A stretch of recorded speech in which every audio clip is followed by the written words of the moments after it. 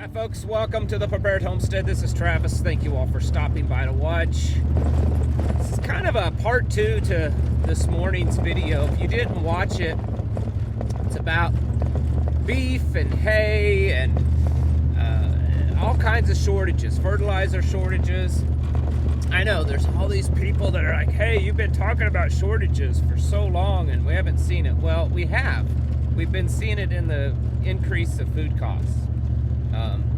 And there's been a shortage of availability of a lot of items. And I've been thinking about this all day as I've been just doing all the things, things, right? You don't have to know all those details, just the things. Folks, this is pretty serious. I understand that the possibility of World War III is very serious. I've been talking about that quite a bit here lately. I understand that the possibility of, financial collapse of some sort, the dollar collapsing or, inflating even more. I understand all that's a very real possibility. All of these other things that are happening, they're all very real and should be taken very seriously. But they are messing with our food, folks. And maybe I am just a tinfoil hat wearing hillbilly, but you're not going to make me believe any different that they are not manipulating our food supply.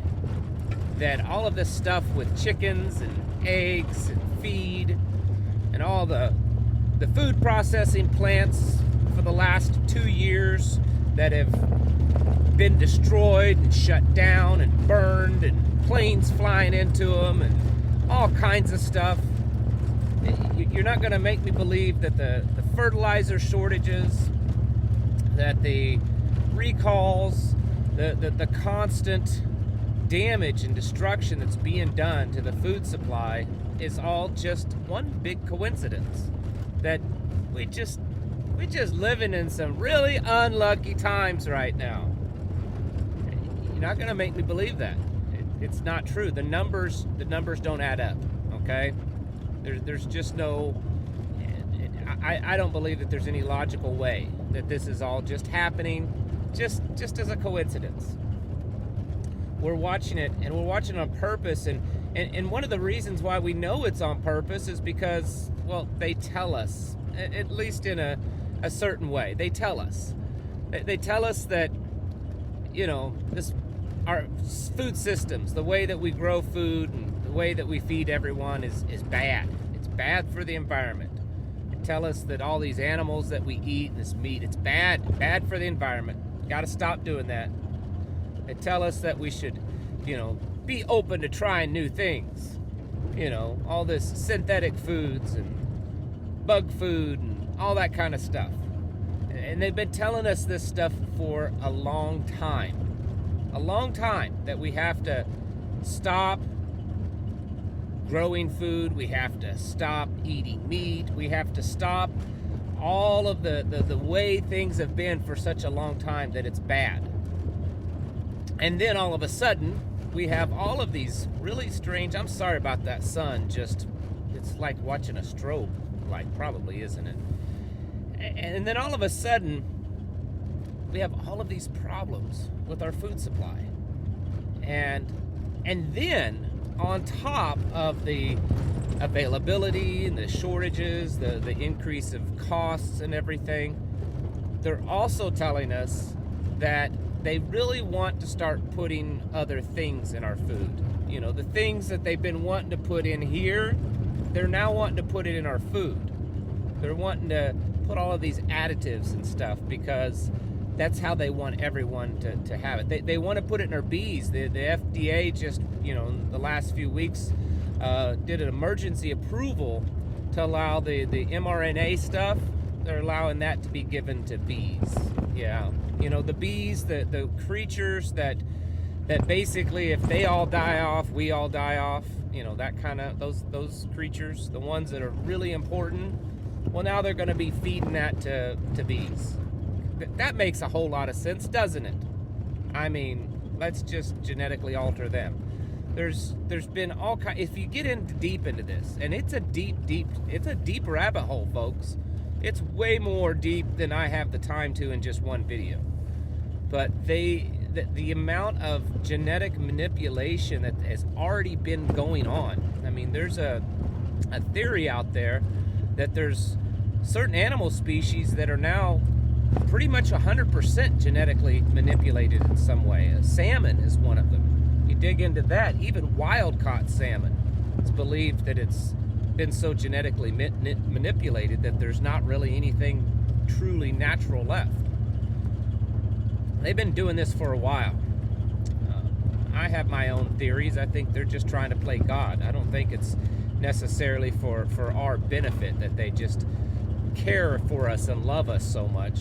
They want to reduce population. They want to get everyone dependent upon, their system. They want to be able to patent this stuff too. That's another thing. Natural things, they can't patent it. But if they can genetically alter things, look at Monsanto and stuff with all their corn, how that was for so long and still is to this day. That it's hard to find an ungenetically modified, kernel of corn now. It's very difficult. In the end, I think it's part of their God complex. They want to prove to the world and to themselves that they, not dependent upon what Heavenly Father has created for us to eat, but dependent upon what they have created for us to eat. This is becoming an epidemic in itself. Of course, you're never going to hear the World Health Organization or anyone like that declare this a, epidemic, but it is. And it's getting to the point that it's becoming very difficult for us to, with full confidence, know what we're eating, what we're taking into our body. And then also, that's the one factor of it. And the other factor is that they control it to the point that they can shut that off anytime they want. I think that's been pretty clear. They can create shortages out of nothing pretty quickly if they want to. This is why, from the very beginning of this channel, and throughout the whole many years that I've been on here, is that we have to become food independent. It needs to be such a high priority. Some of you are doing a good job of that. Some of you are putting out a lot of food. You're growing big gardens. You have animals. You work with local people that are also producing good, clean food to eat, and you barter and trade with them, do little co-ops and stuff like that. Some of you are just getting started. And I'm telling you, folks, you need to take this very, very seriously. We, as preppers, from just the prepper side of things, we're kind of preparing for the collapse. I talk about it all the time on here, right? And we're preparing for this collapse that some think that it may look like, everything just falls down around us and we're living like, the Middle Ages again or something like that. And while that's certainly a possibility, it's also very possible that all the systems we see around us all exist and always will exist, and they exist in even greater strength and greater control. And a collapse could look like, to most people, a very normal society that's just, for some real weird reason, very rapidly advanced and has exerted a large amount of control on us. To me, that's also a collapse. It's a collapse of everything we've ever known before. In that scenario, there may be food all over the place. You may be able to go to the grocery store and buy all kinds of food, go to restaurants and get food. And so a lot of your friends and family would be saying, "You're crazy. There's plenty of food. There's food everywhere. You can go to the government, they'll hand you free food. You can get food stamps and you can get free food, and you can go to the grocery store and fill your car up with food. Well, I don't know why you keep talking about not being able to get all this food, because it's everywhere. Except all of that food comes at a cost. It comes at a cost of your freedom and your health. I mean, it's no secret that they've been creating some of the most horrible chemicals and turning them into food for a long time now. Why do you think that there's such a serious health problem in America? Why do you think people are not healthy? Why do you think there's so much obesity and so many health problems, heart disease and diabetes and all kinds of stuff? Well, a big part of it is because the food that people have been eating is garbage. It's not food, it's garbage. And now they're taking all that chemically laden garbage and turning it into genetically modified, DNA altered, abomination garbage food. And you don't know what's in it, what kind of animals that's been inserted into it, even human DNA. It's been talked about, it's a possibility. You don't know what else has been put in it, what type of gene-altering therapies that could have been added to it, because they talk about that kind of stuff too.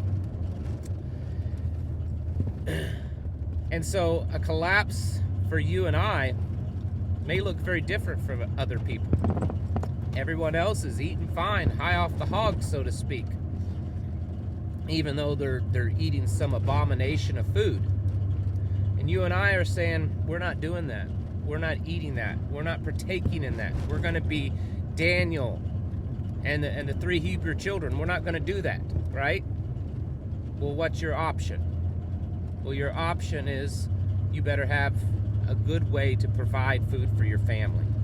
You better be able to grow food, raise food, preserve food, store it up, because I think that, and I'm pretty confident in my gut feeling on this one, that in my lifetime we will see a day that you don't want to eat anything that's getting thrown at you at the grocery store. You don't want to eat any of that stuff, because it's not just that it's unhealthy, but it changes you from who you are. And folks, if that's not the kind of food that you want to eat or are willing to eat, then the only other alternative is to be able to produce food. You need to produce a lot of it. You need to get out there and make big gardens, and you need to have a good seed supply. You need to make sure you have all the fertilizer that you need, not the fertilizer that they're producing, but the natural stuff, compost. That's the kind of fertilizer I'm talking about. Do you know how to compost things? Take natural materials and turn it into a good food for your garden, because it needs to eat also. You have a water supply for it. You have animals, way to feed the animals, way to take care of the animals. You're going to need to learn how to take care of them, not just day to day, but also be a vet, because that may not be available either. There's a big shortage right now of large animal vets, livestock vets. They're in short supply, big time shortage. I've talked to several people that they can't get vets for their livestock right now. Probably being done on purpose. They're also restricting livestock medicines that you used to be able to go to a farm supply store and just buy off the shelf. Starting this year, later on this year, pretty much everything's going to need a prescription from a vet. You're not going to be able to treat your animals with prescription medications on your own. Do you know how to treat them naturally? You need to be planning on doing that, because one of the biggest problems and epidemics and serious crises that we are about to really face head on is when it comes to the complete control and manipulation of our food systems. And like I said, it's either starve to death, feed yourself on your own, or take in whatever kind of garbage that they put into their food, whatever kind of abomination. And for a lot of you, I'm pretty sure that's just not an option. So you better be getting as self-sufficient as you can when it comes to your food.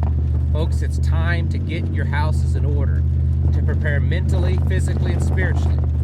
Thank you for watching, and I'll catch you in the next video.